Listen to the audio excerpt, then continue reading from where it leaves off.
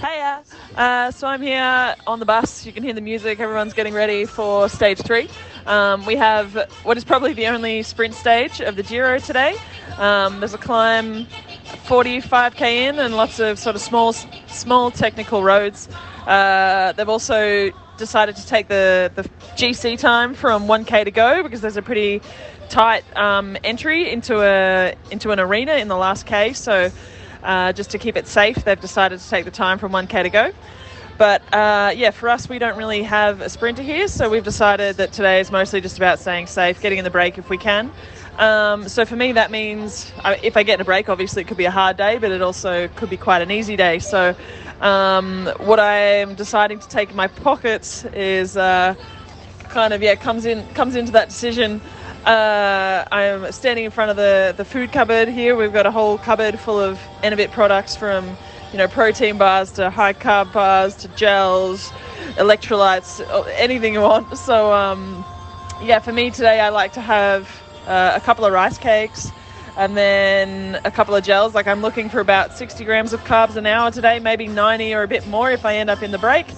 So for me, I'll take a couple of the high carb gels, and I'll have one of them an hour. So I'll probably take three high carb gels and also 3 rice cakes, and then maybe a 40-gram bottle of carbs an hour. So it's a fair bit. And then, of course, I'll also take an extra couple of gels and maybe a caffeine gel as well, just in case I end up in the break, to have those options and make sure I don't run empty. Like it's a 9-day tour, and how I fuel in these early stages will have an effect on how I feel later in the tour. So I definitely don't want to run empty. And it's the same for everyone. We just want to make sure you take care of yourself in these early days. It's also hot, so staying cool is a big part of it. And we're looking forward to the stage, hoping everyone stays safe and we come out of it in a good position. And looking forward to it.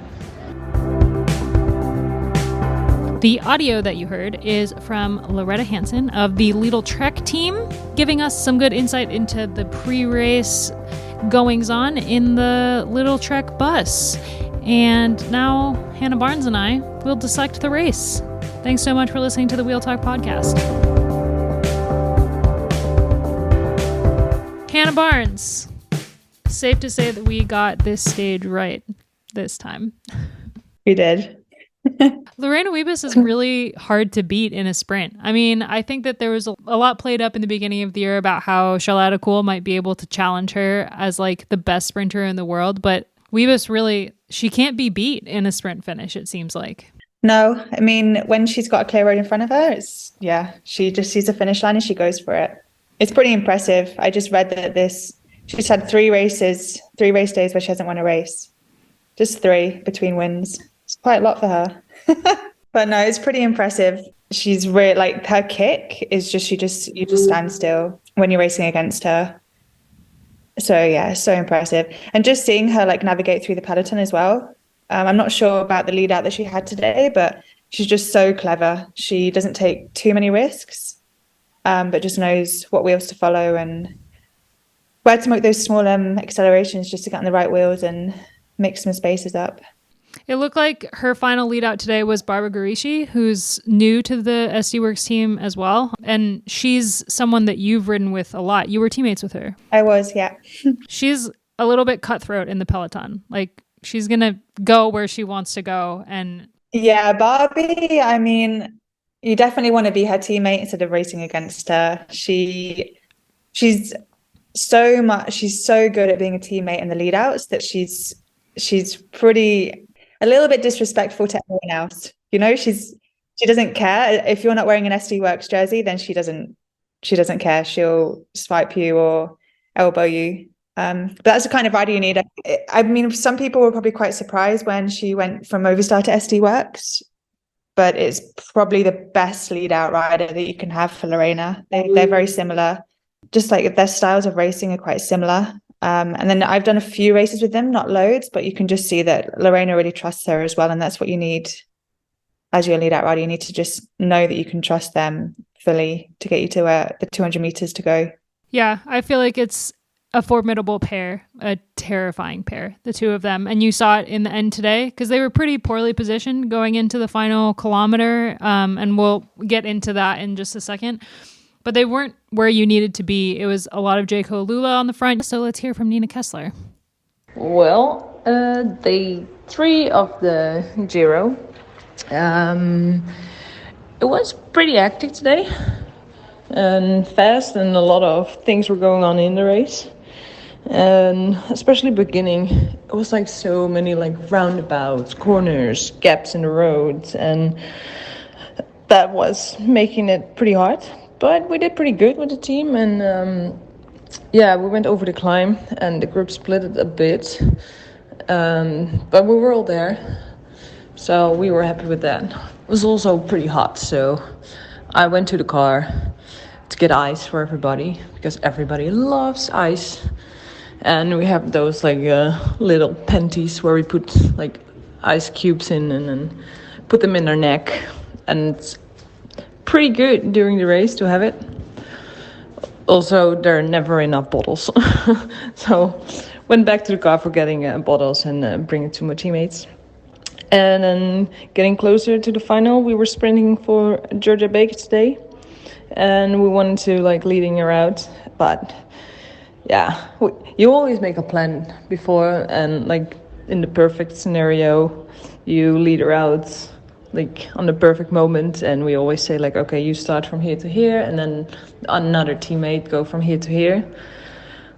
But it actually goes always different than planned. But we could bring her pretty good to the front, and I was still there. Unfortunately, with 4K to go, I punctured, so I couldn't help her anymore. But then my other teammates did a really good job. She got a bit boxed in the end, but she got 6th in the end, and that was we were happy with that. Unfortunately, Letizia Paternoster, she crashed just before the finish. It looks pretty bad, so I just stopped and helped her, and I think she was also pretty tired, and then you hit the ground pretty hard, so it's never nice. But it's just scratches, so I hope she sleeps well, doesn't have too much pain, and she will be good for tomorrow. So getting ready for day 4.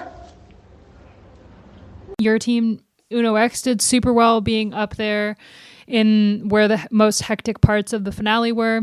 There was a lot of Team DSM Firmenich up there working for Megan Jastrab. They had Kenyon SRAM was up there for Chloe Dygert as well. But there was no SC Worx for quite some time. And then it seemed like Barbara just basically came out of nowhere with Lorena Wiebes on her wheel and went straight to the front. And that was that. It was over. Yeah, I mean, that's how Lorena, when she was on DSM in the previous years, that's how they did a lot of their sprints. They would just wait, hang back, watch all the other teams, use all their riders up, and then they would just hit it. And they always nailed it. So that's pretty impressive. I think, like, just looking a little bit at the course, the roads were big. They were like 4-lane roads for a lot of it, which is quite hard to time those kind of lead outs because they're fast and they're just trains trying to race each other.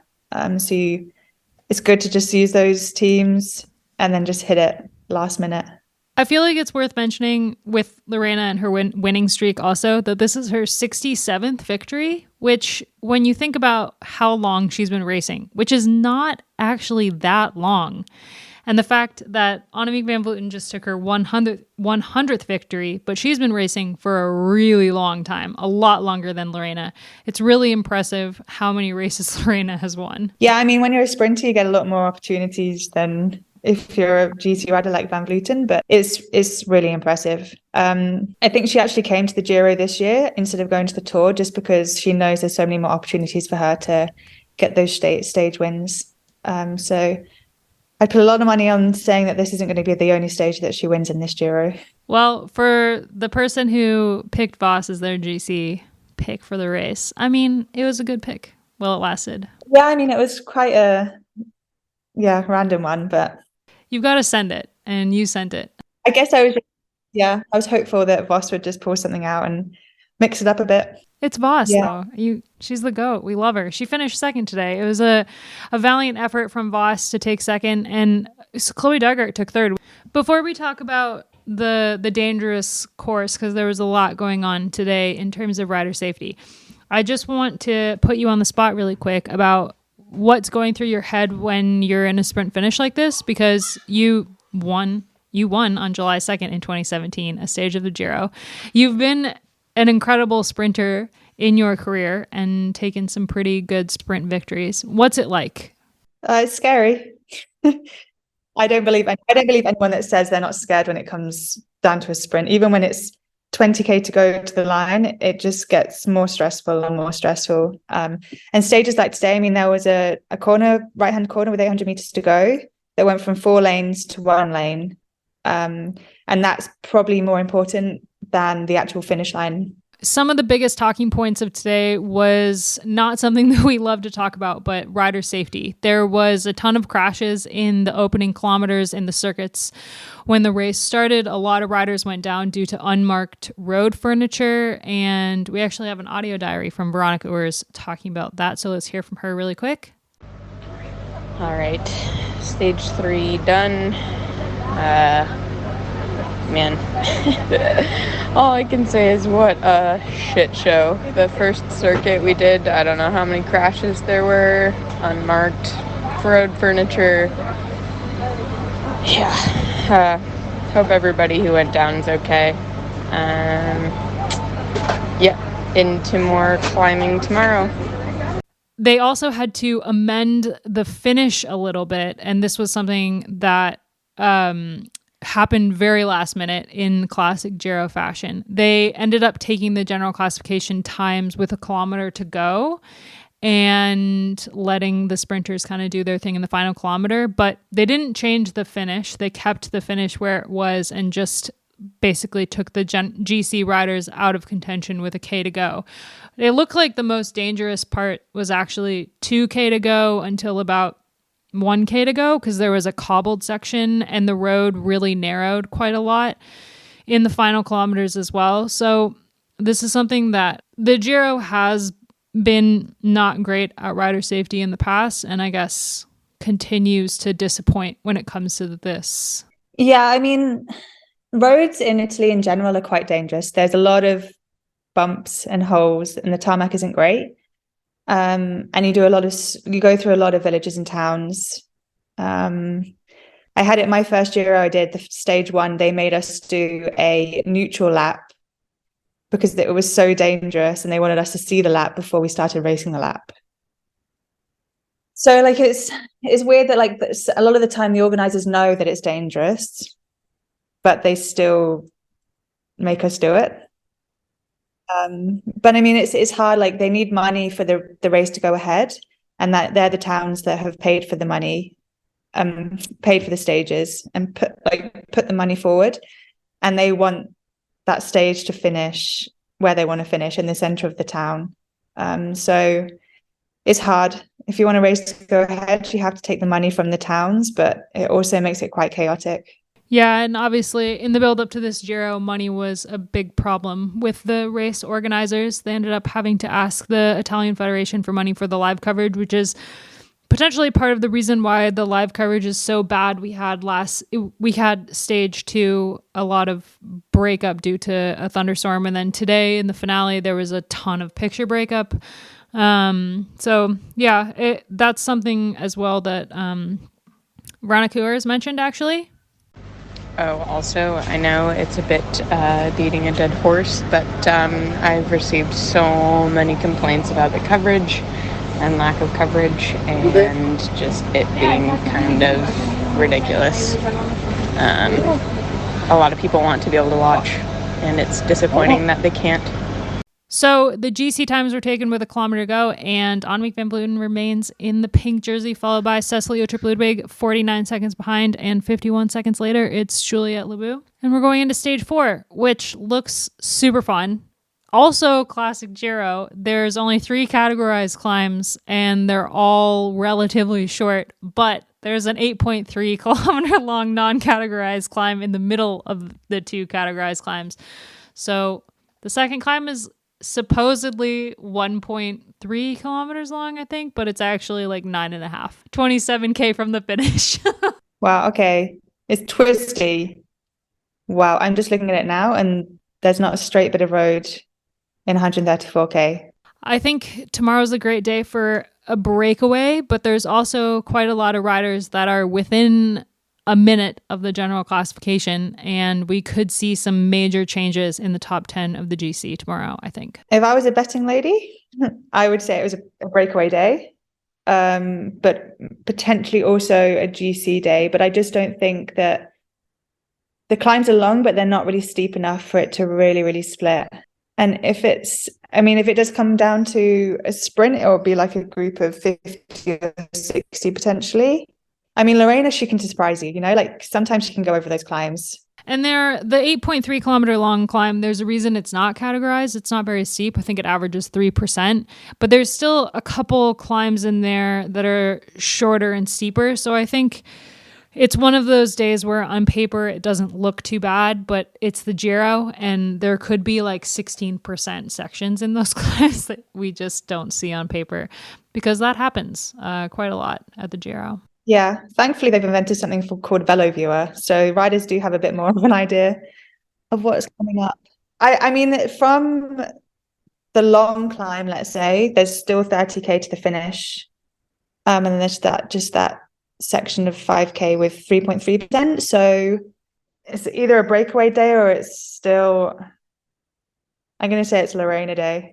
It's a bold call. It might be a Voss day. She can also get over the climbs. I also think that Lidl-Trek is going to be keen to take any opportunity they possibly can to catch Annemiek unawares. And they have Elisa Longo-Borghini, who is really good on the shorter climbs. So even if they're not like super steep, I don't think that they're just going to ride over these. I feel like if they see an opportunity to try to get some time, they're going to take it. Yeah, and they'll also, I mean, Canyon and Shamma, they're feeling good in the climb, and Chloe is, then you just want to ride it hard to drop Lorena or just really make her suffer. Jumbo, it's a good one for Voss, good one for Lizzie Deignan as well. So we'll be back tomorrow to talk about it. Hannah, thanks so much for your time. We're going to close out the diary with a very raw and honest voice memo from Niamh Fisher-Black, who maybe had a disappointing ride yesterday, but made up for it today by helping Lorena Wiebes ride to a stage win. So let's hear from Niamh. Hey, Niamh here from stage 3 to Giro Donne. Firstly, I just apologise for a bit of silence on my diary front yesterday. Some days are not so good on the bike, and yesterday was one of those. But that's half the essence of stage racing. You kind of have to get up and go again the next day. So I just did my best to take my mind off it, and so I just didn't want to revisit the situation in the diary and things. So anyway, today, on a much more positive note, we had a stage win today for the team, and with Lorena in the sprint. Actually, it was a pretty hard day just because it was so hectic and hot, and some small city circuits and some crazy small roads was just fighting for 120k. I quite enjoyed helping what I can to the lead out, even though I'm not one of the final riders.